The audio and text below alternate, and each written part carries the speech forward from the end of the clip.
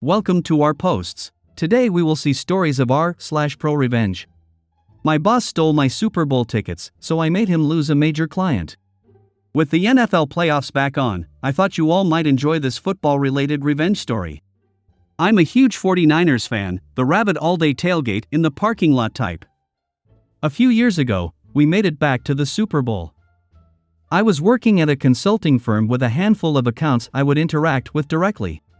One client in particular knew how big of a Niners fan I was. I was the day-to-day lead on his account. He really liked working with me and we became friends, often grabbing drinks or dinner after our meetings. He had access to a pair of extra company seats to the game, and as a thank you, wanted to give them to me as a gift. He passed the tickets over to the partner on that account, who I will refer to as Stupid Partner, to be given to me as a surprise. The game came and went, we lost, it sucked. The next time we met, we went to drinks afterward and he mentioned, "Hey, by the way, why didn't you go to the game? I heard someone else was in your seats."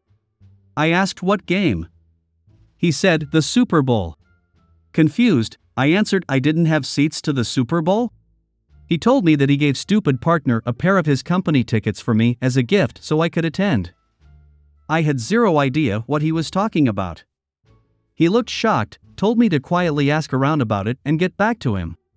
When I was back in the office the next week, I found out through one of the secretaries that Stupid Partner had given a pair of Super Bowl tickets to another one of his clients as a gift from our company. I might have let this sort of thing go to keep the peace under different circumstances, but these were seats on the 30-yard line to see the effing 49ers play in the Super Bowl. I was pissed. I considered confronting Stupid Partner myself, but realized it was the client who had noticed I wasn't there in the first place, so if I let him handle it, there would be no blowback on me. So I texted him, "Hey, I just wanted to thank you so much for thinking of me with those seats. It appears that they were given to another one of our firm's clients." He texted back right away, in all caps, "Are you crapping me?" and then, "Pretend I never told you, let me handle." He followed up with me about formulating a plan. A few days later, we were asked to come down for a meeting in their office. The client requested the partner be present, not entirely unusual, so Stupid Partner and I hopped a flight the next week and headed over to their office. Little did Stupid Partner know, my client had orchestrated a wonderfully awkward little show to catch him red-handed.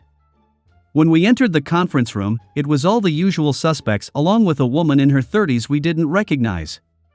My client immediately introduces Stupid Partner. "This is Stephanie such and such, VP from other department, she wanted to sit in on this meeting."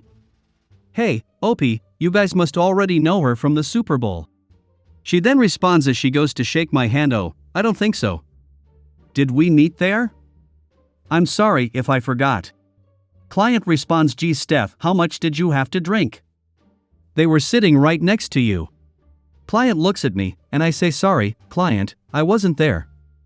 Are you thinking of someone else?" At this point, Stupid Partner is looking visibly uncomfortable, probably trying to come up with an excuse. He starts in with an when Stephanie says over him, "No, so-and-so, from other company, were in the other seats. By the way, I was wondering why we gave company seats to those guys. Is there a project we're working with them on that I don't know about?" Obviously not, they were in completely different industries. It would be like Coca-Cola partnering with John Deere. Stupid Partner lets out an again, and the client immediately speaks over him asking, "Stupid Partner, I gave you those tickets for, OP?" At this point Stupid Partner is turning bright red.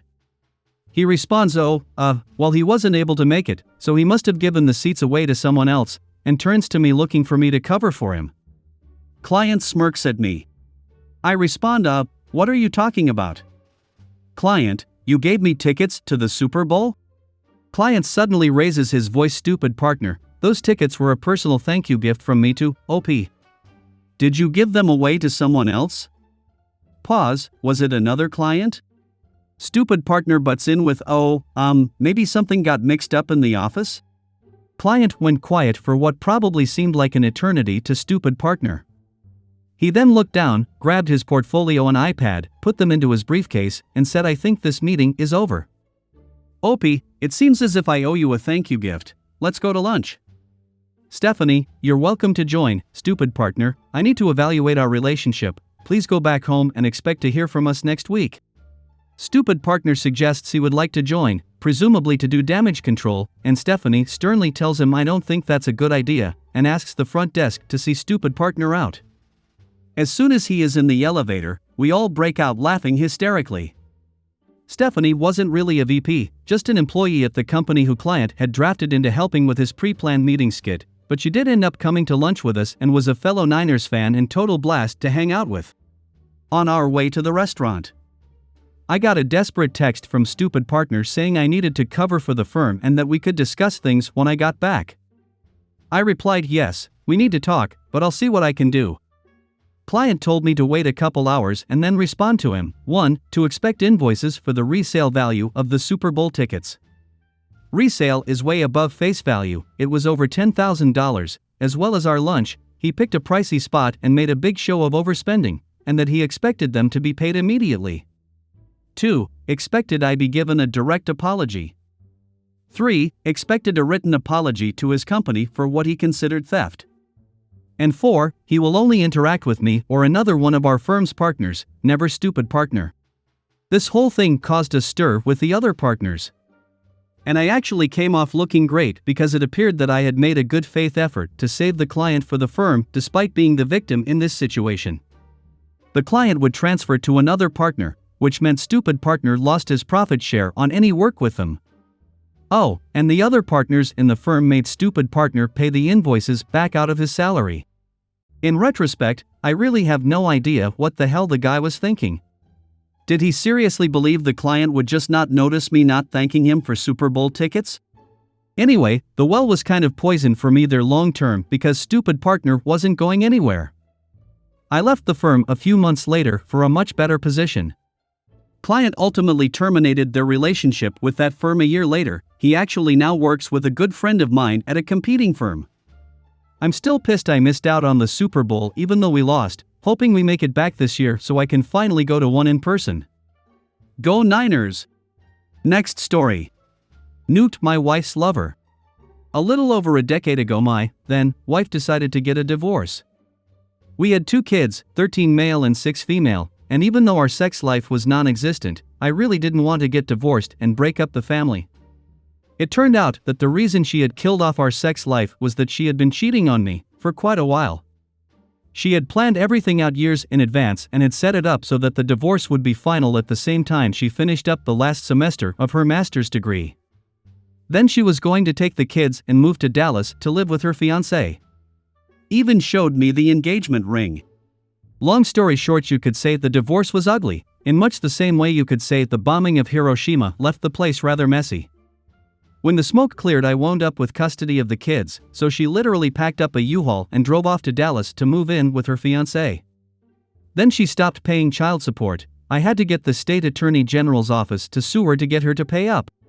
Since she had gone ahead and moved to Dallas, she had very little contact with the kids, and when they did go to her place, they hated it. Her new hubby, we called him the stepdouch, had no interest in the kids, other than to bully them. It wasn't physical, but it was still bullying. For example, when my son was 15, he wanted to go to a horror movie convention in Dallas. I couldn't afford to go with him, but I scraped up enough money so he could go. The ex said she would pick him up at the airport, drive him to the convention, take care of him while he was in Dallas, make sure he had a good time, etc. So I got him a plane ticket and a 3-day convention pass. Instead of taking him to the convention, they used him to help them move all weekend. By the time he got to the convention, it was Sunday afternoon and everything was shut down and everyone was going home. The stepdouch was a huge butthole and was constantly making things as hard as he could for both me and the kids, simply because he could. This is just one example. He also occasionally beat the crap out of my ex, but that is another story. It is important to note here what the stepdouch did for a living. He and a couple of other partners ran a small business/scam that solicited people to invest in oil wells. They ran a call center. Some of his disgruntled employees posted online about this and cold called folks to talk them into investing.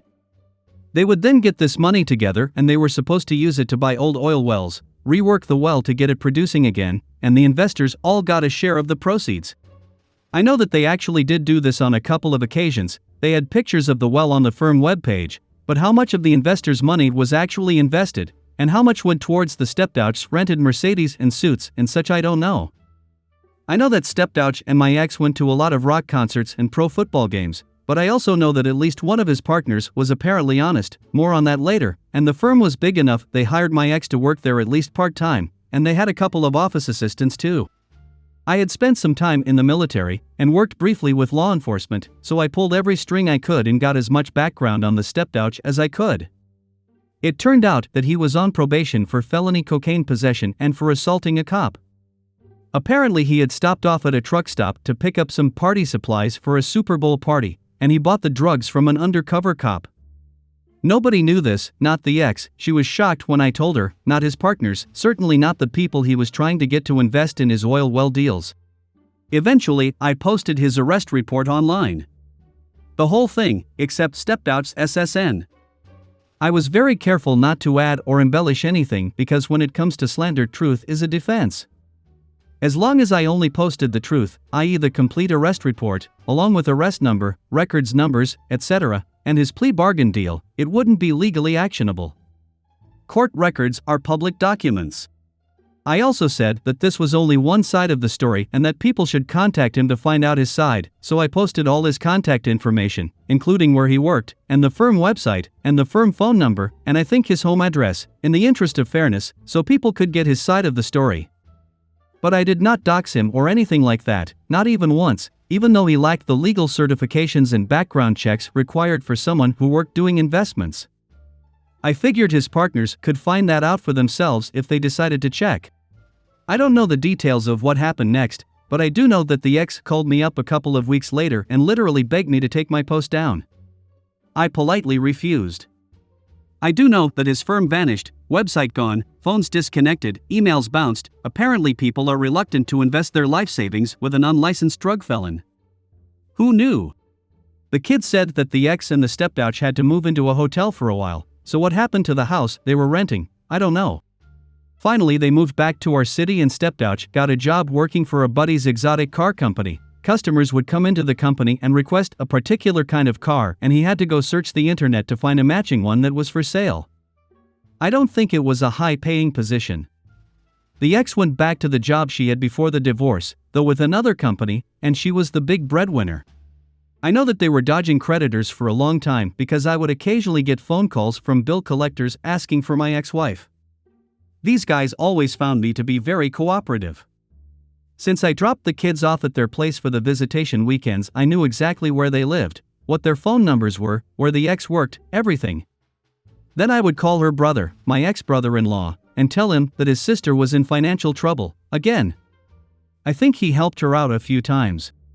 I once got a call from a bill collector that was out to repo the Harley the ex had bought Stepdouch as a wedding present. I was able to tell him not just where they lived, but how to get up to the property unseen. There was a small drainage ditch that ran alongside, and that when I dropped off the kids on Saturday mornings, Stepdouch normally had the garage door open while he did yard work. I don't know if the repo man used this information or not, but they did go from a 3-car plus a Harley family to a 1-car family over the course of a few months. Since they only had 1 car, Stepdouch made the ex take the bus to work.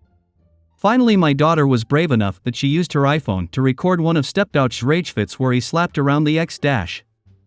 I was able to take this to court and get a restraining order requiring him to be at least 500 feet away from my daughter at all times. This meant that the ex still had visitation, but that my daughter didn't have to go over to their house anymore. Eventually Stepdouch got fired from his job. He has real problems with authority figures, and he hasn't worked in like 5 years. The ex finally left him. On top of abusing her, he was also cheating on her, but for some reason nobody understands she still pays all his bills, which means she has to sell plasma to try and make ends meet while he hangs out at strip clubs, but that's not my problem. A couple years later, one of his partners started up a new oil and gas firm, and went to long lengths to get it certified by the Better Business Bureau, and every other look, we really are honest website he could find, so it seems likely he didn't know that Stepdouch was as slimy as he turned out to be. I hope you guys like this video. If you did, make sure like, comment, share and subscribe the channel or posts.